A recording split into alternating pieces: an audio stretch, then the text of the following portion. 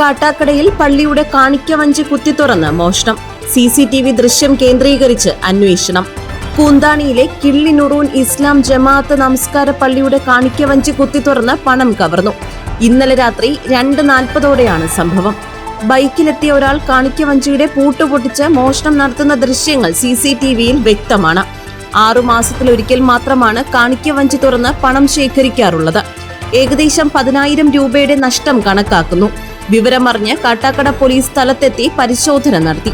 CCTV ദൃശ്യങ്ങൾ കേന്ദ്രീകരിച്ച് പ്രതിക്കായി അന്വേഷണം ഊർജിതമാക്കി.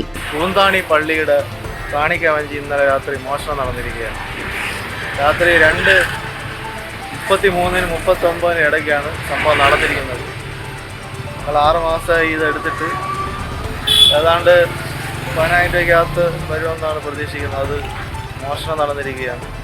ഇല്ല, ആദ്യമായിട്ടാണ് ഇങ്ങനെ. അല്ല, അവർ സമീപ ക്യാമറകളിലൊക്കെ അന്വേഷിച്ച് നമ്മൾ എടുത്ത ക്യാമറയിൽ ദൃശ്യം കൃത്യമല്ലാത്തതുകൊണ്ട്, കാണാൻ കഴിയാത്തതുകൊണ്ട് സമീപത്തുള്ള ക്യാമറകളിലൊക്കെ നടത്തി അന്വേഷണം നടത്തി കാര്യങ്ങൾ അന്വേഷിക്കാമെന്നാണ് പറഞ്ഞത്.